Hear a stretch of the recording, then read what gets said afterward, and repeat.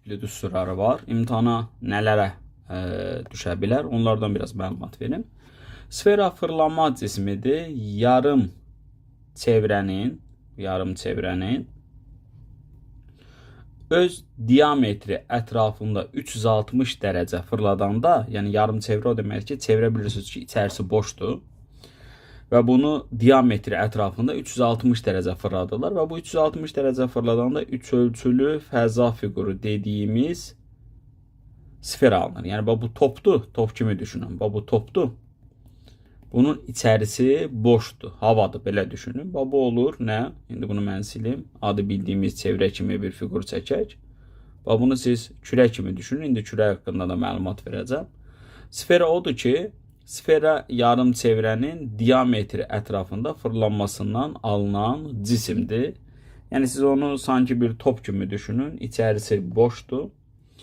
Buna sfera deyirlər. Sferanın düsturları var. Bir, sferanın yan səthi, yəni sferanın səthinin sahəsi. Məsələn, belə düşünün ki, topun bütün üzünün sahəsi. Belə düşünün. Bu 4 pi r kvadratı ilə tapılır. Bir de bunun həcm düsturu var. V, yəni bunun tutumu. Bu da tapılır 3'də 4 pi r kubu ilə. Sizə lazım olan düsturlar budur. Görürsünüz ki, bunun yan səthində radiusun kvadratı var. Yəni sferanın diametri 3 dəfə artırsa, kvadratı qədər onun səthinin sahəsi artar. Deməli, nə qədər artar? 9 dəfə artar. Amma həcmin istəsəydi, kubu qədər artacaqdı. 27 dəfə artacaqdı və yaxud da azalanda da 27 dəfə azalacaqdı. Deməli, sferanın içərisi boşdur. Amma kürə isə, kürə yarım dairənin, dairə nə idi? Dairə içərisi dolu. Dairə nədir? İçərisi dolu. Bax, belə düşünün, yarım dairə deyəndə bunu nəzərə alırıq. Bura içərisi doludur. Bunun 360 dərəcə diametri ətrafında fırlanmasından alınan cisimdir. Yəni kürə də eyni çəkirik bu sfera kimi, amma içərisi doludur. Buralar doludur. Belə başa düşün. Kürədə biraz ətraflı 1-2 qayda var. Sferada da o qayda var. Gəlin onlardan biraz sizin əlavə danışın. Bunların düsturları eynidir. Bax, kürənin də səthinin sahəsi deyəndə, sferanın da səthinin sahəsi deyəndə və yaxud da kürənin həcmi deyəndə, sferanın həcmi deyəndə eyni düsturla tapılır. Sadəcə kürədə kəsik anlayışları var. Kəsik anlayışları nədir? Bax, bunu siz qarpız kimi düşünün. Burada mərkəzdir. Bu kürək kimi çəkmişəm. Kürədir, bunun içərisi doludur. Deyir ki, bunun radiusundan müəyyən məsafədə ölçülüb və bu kəsilib. Bax, qarpızı yuxarıdan kəsirsiniz. Mən loru danışacağım ki, bunu gözəl anlayın. Bunu kəsirsiniz yuxarıdan. Bunu kəsəndə də yuxarıdan nə alınır? Dairə alınır. Bax, bu dairədir. Yuxarıdan onu təsvir edin, o dairədir. Deməli, kürənin kəsiyi, yadınızda saxlayın, dairədir. Və o dairənin də radiusu olur. Bax, burada R olur. Bax, bu kürənin mərkəzindən ölçülüb və kəsilib. Onun hündürlüyü var. Burada nədir? Məlum məsələdir ki, kürənin, burada R kürə yazıram. Kürənin radiusudur. Onda orada görürsünüz ki, bir Pifagor teoremi var. Yuxarıdakı yenə də deyirəm, bu kəsiyidir. Bu kəsiyin radiusu R-dir və bunun içərisi doludur. İçərisi doludur. Bax, bunu belə təsvir edəndə düşünün ki, buralar doludur. Bu kəsiyidir.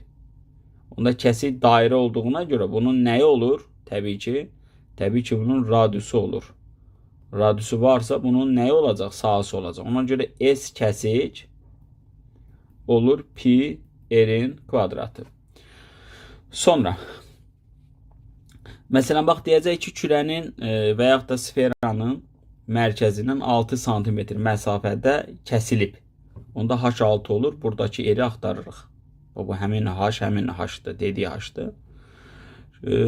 Şagirdlər və ya indi bunu izləyən müdavimlər varsa, burada bir deyim var. Deyirlər ki, kürənin ən böyük kəsiyi. Deməli, siz düşünün ki, qarpızı hansı hissəsindən kəssəniz ən böyük dairəli bir hissə alınır. Təbii ki, hardan kəssəniz? Tən ortadan. Deməli, diametri boyunca bunu kəsəndə, bu kürəni, diametri boyunca kəsəndə, bax belə.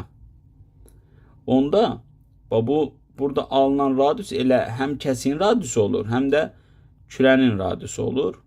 Onda S böyük kəsik deyirəm, olur elə pi r kvadratı. Bəs kürənin səthinin sahəsi nə idi? S səth deyək. Bu nə idi? 4 pi kvadratı idi. Fikir versəniz görərsiniz ki, böyük kəsiyin sahəsi səthin sahəsindən 4 dəfə azdır. Bu ortadan kəsəndə qarpızı tən ortadan kəsəndə məlum məsələdir ki, bu ortadan kəsməyi düşünün. Bura ortadan kəssə qoysaq bir yerə qarpız tən yarıya bölünər. Onda həcm də tən yarıya bölünər. Həcm də tən yarıya bölünər və səth də tən yarıya bölünər desək, orada bir hissədə səhv edirik. Yəni həcm onsuz da qarpızın yarısı, onun V kəsin yarısı, V kəsin yarısı. Yəni ümumi V-nin nəyi olur? Yarısı olur. Və ümuminin yarısı olur. Bu da 3'də 4'ün olur 3'də 2 pi kubu. Belə düşünün də. Baxın bu qarpızın yarısını burada təsvir edin. Bu şəkildə. Bu da belə. Çəkin. İndi siz burada səthi deyəndə, səthində bir şeydə diqqətli olun. Çünki bura oturacaqdır. Bu oturacağın da nəyi var? Bu oturacaqdır. Oturacağın da nəyi var? Sahəsi var. Bax bu sahəni görürsünüz. Onda sahə həm burada rol oynayırsa, bir də topu düşünün və yaxud da kürəni düşünün ki, yarı, yuxarıları var, üzləri var. Üzü də nə idi? Bunun yarısı. Ona görə S kəsiyin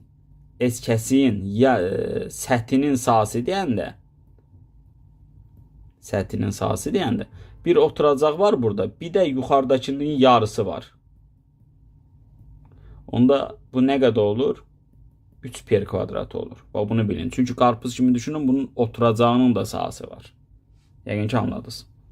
Həcm düsturarını bilin. Həcm 3'də 4 pi kubudur. Yan səthinin sahəsinin 4 pi kvadratıdır. Kəsiyinin saha düsturunu bilin. Bax siz üçün 7 dəqiqədə, 8 dəqiqədə bundan danışıram. Ən böyük kəsi mərkəzdən kəsilən kəsiydir. Elə o pi kvadrat olur. Buradakı balaca radius böyük radius olur. Yəni elə sferanın və ya kürənin radiusu olur. Düsturları bunlardır.